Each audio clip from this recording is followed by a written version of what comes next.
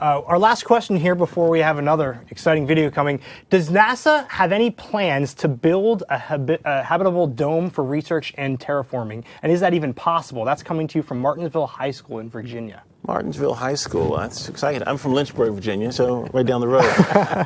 We're looking at those types of things because if we go to Mars one day, as human beings, one of you may be working on Mars one day, we're going to have to figure out how to live there. And, you've seen all the movies of, what was the movie with Arnold Schwarzenegger with the terraforming and Total Recall. Total Recall.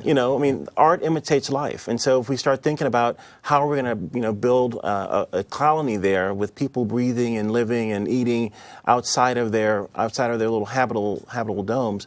But we are doing research now to look at, ways that people can live and sustain themselves on the Martian planet right now.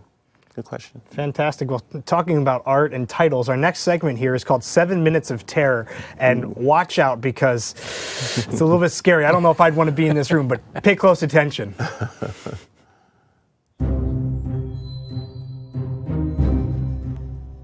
When people look at it, it looks crazy. That's a very natural thing.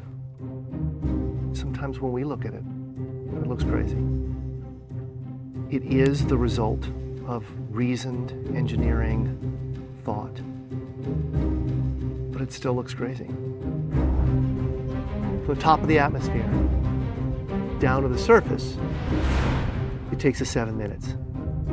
It takes 14 minutes or so for the signal from the spacecraft to make it to Earth. That's how far Mars is away from us.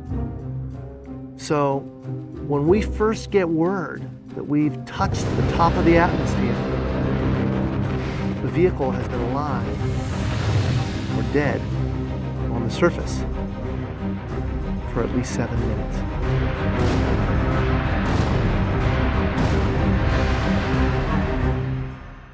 Entry, descent, and landing, also known as EDL, is referred to as a 7 minutes of terror because we've got literally 7 minutes to get from the top of the atmosphere to the surface of Mars, going from 13,000 miles an hour to 0 in perfect sequence, perfect choreography, perfect timing, and the computer has to do it all by itself with no help from the ground. If any one thing doesn't work just right, it's game over.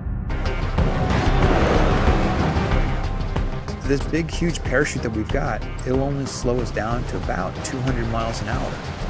And that's not slow enough to land. So we have no choice, but we've got to cut it off and then come down in rockets. Once we turn those rocket motors on, if we don't do something, we're just going to smack right back into the parachute. So the first thing we do is make this really radical divert maneuver. We fly off to the side. Diverting away from the parachute, killing our horizontal velocity and our vertical velocity, getting the rover moving straight up and down so it can look at the surface with its radar and see where we're going to land. And we head straight down to the bottom of a crater right beside a 6-kilometer high mountain. We can't get those rocket engines too close to the ground because if we were to descend propulsively with our engines all the way to the ground, we would essentially create this massive dust cloud. That dust cloud could then go and land on the rover. It could damage mechanisms and it could damage instruments. So the way we solve that problem is by using the Skycram maneuver.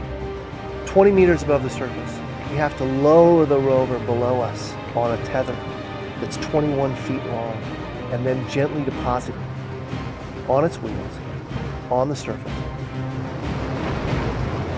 As the rover touches down and is now on the ground, the descent stage is in a collision course with the rover. We must cut the bridle immediately and fly the descent stage to a safe distance from the rover.